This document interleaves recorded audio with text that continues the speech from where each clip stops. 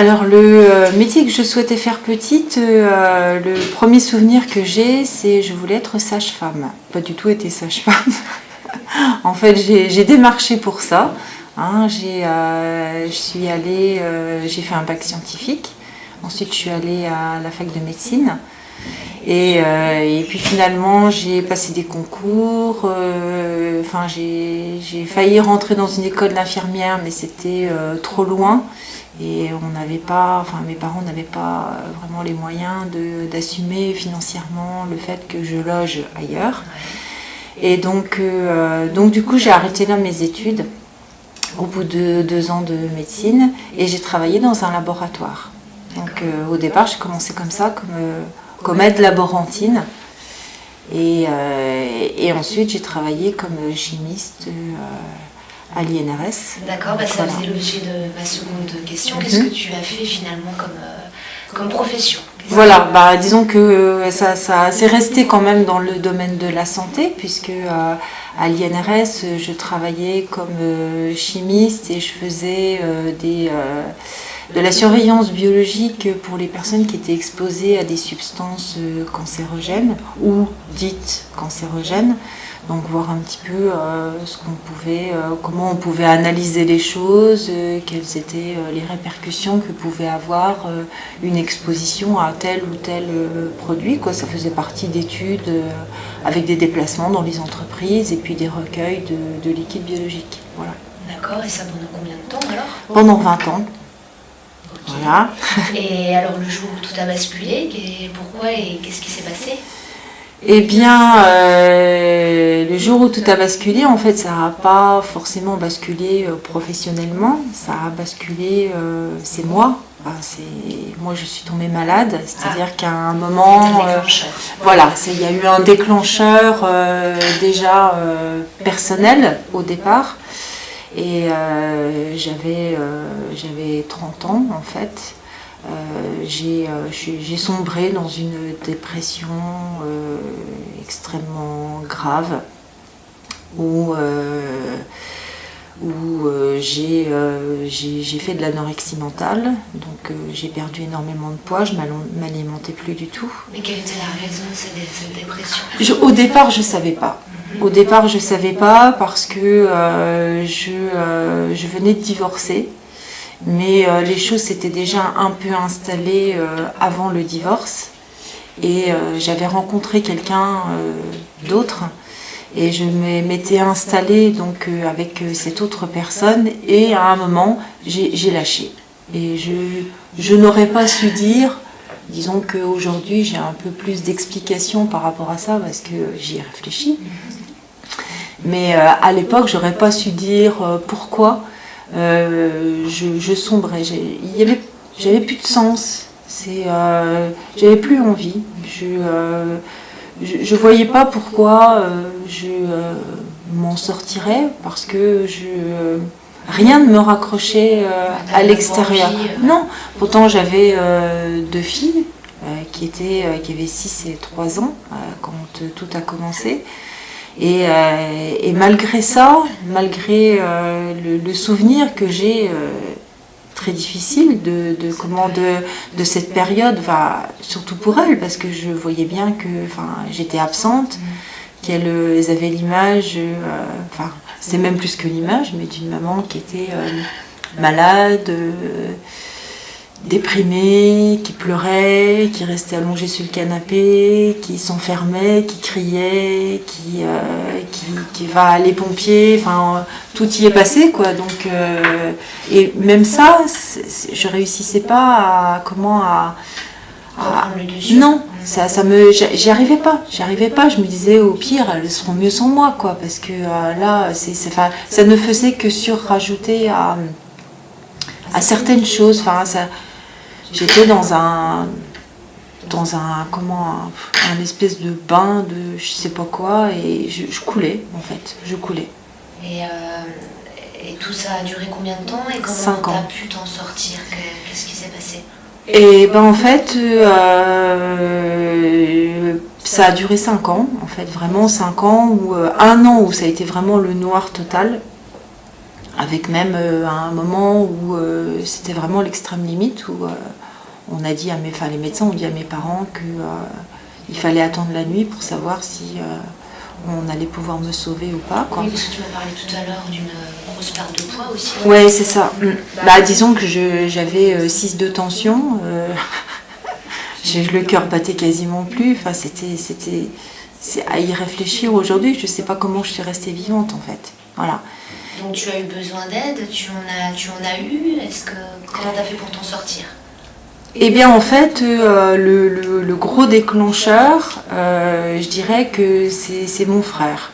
C'est-à-dire que je ne sais pas pourquoi, un jour, donc au bout de 5 ans, il a lui aussi un peu craqué, je pense, de me voir comme ça. Et je sais que pendant 1 heure ou 1 heure et demie, ça a été très mouvementé, on va dire, où il a vraiment exprimé ce qu'il ressentait. Et la seule chose dont je me souvienne, c'est qu'il ait dit « mais t'es plus forte que ça ». Et en fait, ce jour-là, j'avais comme une petite voix en fait à l'intérieur de moi qui me disait « mais t'es pas malade. Pourquoi tu dis que t'es malade? T'es pas malade. Donc qu'est-ce que tu fais pour t'en sortir ?» Et là, j'ai vraiment jeté à la poubelle tous les médicaments que j'avais. Alors à l'époque, il y avait les sacs... tu sais, pour aller faire les courses, là, j'en ai jeté 3 complets de Tranxène, d'anxiolytiques, d'antidépresseurs et tout. J'ai tout arrêté du jour au lendemain. Donc j'ai oublié le téléphone parce qu'à l'époque je voyais des psychiatres, etc. Donc je ne suis pas allée au rendez-vous parce que je me suis dit ils vont me motiver pour que je reprenne le traitement. Et vraiment j'ai plus envie. Et j'ai passé 1 mois un petit peu de sevrage et j'ai jamais repris de médicaments depuis ce jour-là. En fait. Et le pire, c'est que c'était le 27 juillet, le jour de la Saint-Nathalie. Donc je me rappelle bien de ce jour-là. Et donc ça s'est arrêté comme ça brutalement. Et en fait, précédemment, donc l'année précédant ça, justement, j'ai une amie qui m'a emmenée faire du yoga. Alors moi je ne connaissais pas du tout le yoga, c'était vraiment un monde qui m'était complètement étranger. Au début je pensais que le yoga c'était une activité pour les personnes âgées parce que ça bougeait pas trop. Voilà. Donc moi j'étais un peu, je connaissais du yoga que ça. Et donc une amie, une collègue de travail quoi, qui un jour me dit mais viens, il y a des cours de yoga qui se font à Villers et si tu veux on va essayer. Et moi j'aimais bien parce que c'était un cours qui était très, elle donnait beaucoup d'explications, tout était très structuré et tout. Et moi ça m'a mis une structure en fait, ça m'a raccroché à quelque chose. J'aurais pas su dire quoi non plus à l'époque. Et j'appréciais tout particulièrement les moments de relaxation qu'elle faisait à la fin du cours parce que je me disais, waouh, là dans ces moments-là, pendant 10 minutes, j'avais un sentiment de paix que je connaissais pas en fait, parce que c'était tellement bousculé dans ma vie que ça je connaissais pas. Et en fait il y a eu comme un déclencheur. Alors est-ce que c'était le yoga, est-ce que c'était j'aurais tendance à dire un peu oui aujourd'hui parce que le yoga a pris une énorme place dans ma vie. Mais avoir la certitude que c'était ça, hein, c'est toujours après un peu difficile à expliquer. Mais en fait, je me suis remise j'ai eu envie d'apprendre. Après ça, donc j'ai repris des études, j'ai refait des études dans la chimie, puisque j'étais chimiste.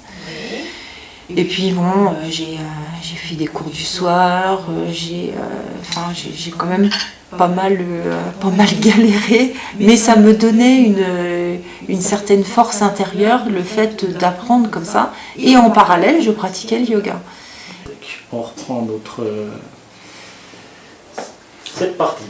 Donc tu as repris du poil de la bête par rapport à la découverte du yoga qui t'a plu terriblement. Mais est-ce que tu pensais, est-ce que tu as eu besoin d'aide dans tes difficultés et est-ce que tu en as eu? Est-ce que tu as obtenu cette aide si tu en as eu? J'ai eu besoin d'aide, oui, mais j'ai envie de dire non, j'en ai pas eu. En tout cas, j'en ai pas trouvé. Je peux pas dire que j'ai pas eu d'aide. Mais j'ai pas eu l'aide qui m'a aidée à sortir de ça dans la période où j'ai été malade.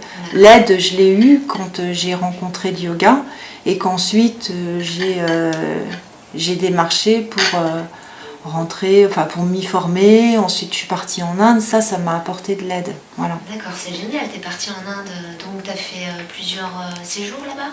J'en ai fait 3. D'accord. Ouais. Tu peux juste brièvement...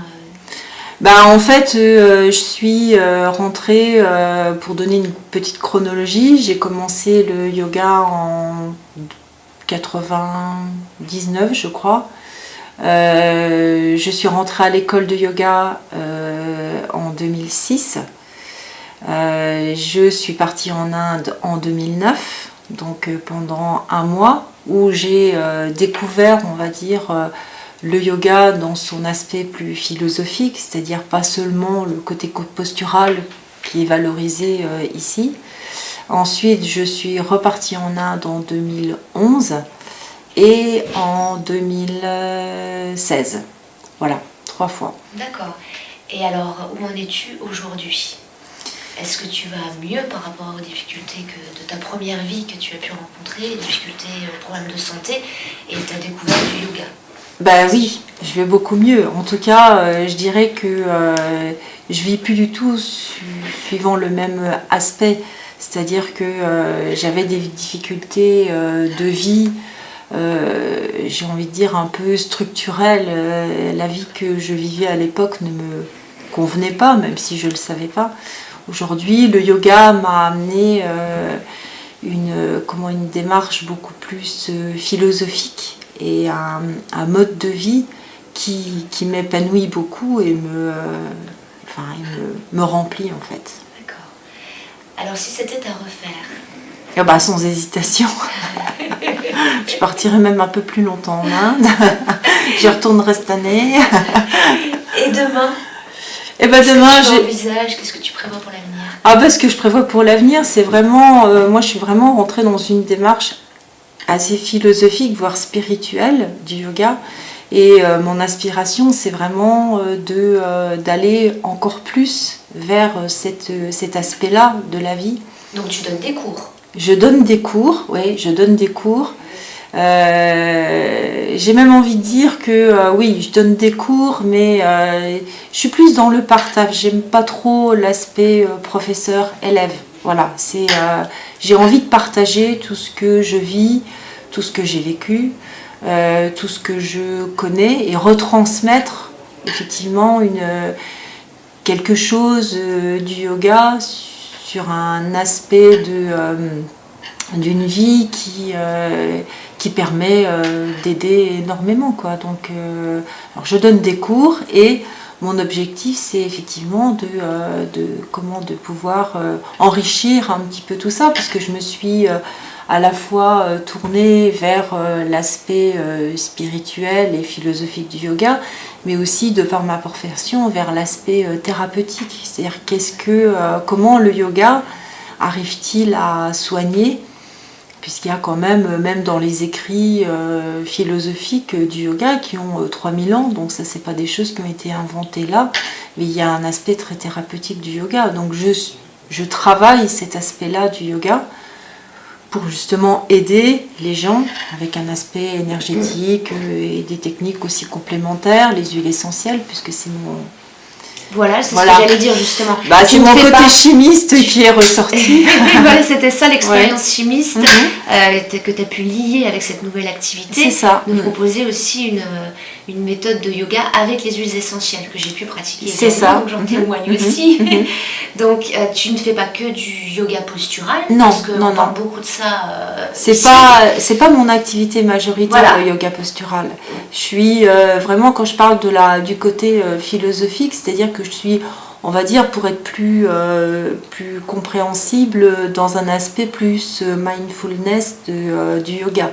C'est-à-dire que moi, je privilégie beaucoup l'aspect méditatif du yoga, sachant que initialement, le yoga postural est censé nous conduire vers un état méditatif, ce qui n'est pas toujours enseigner de cette manière-là, mais en tout cas, on va vers ça. Et moi, je me suis approchée d'autres pratiques de yoga, comme le Nidra Yoga, qui est le yoga du rêve et du sommeil conscient, qui amène au travers de l'état de sommeil à des états de méditation.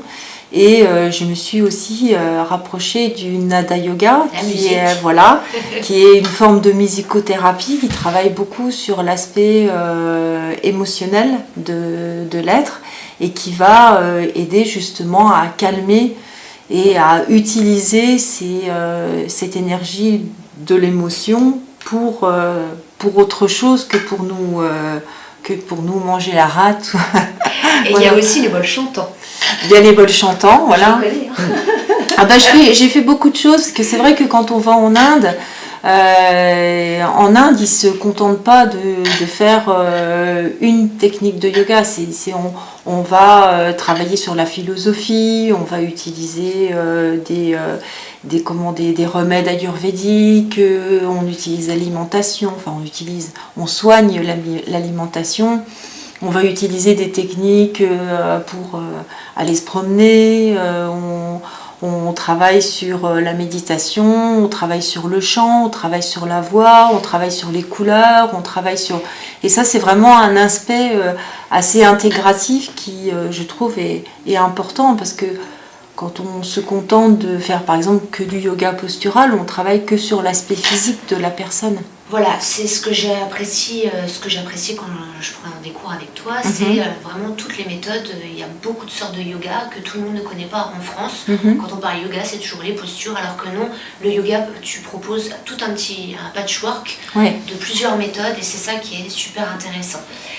Je te remercie beaucoup pour cette petite interview et cette présentation de ton historique, des différentes étapes que tu as pu passer, un peu compliquées, mais aujourd'hui on te voit sereine et joyeuse. Donc on espère plein de bonnes choses pour l'avenir pour toi. Et merci beaucoup, Nathalie. Merci à toi, Karine.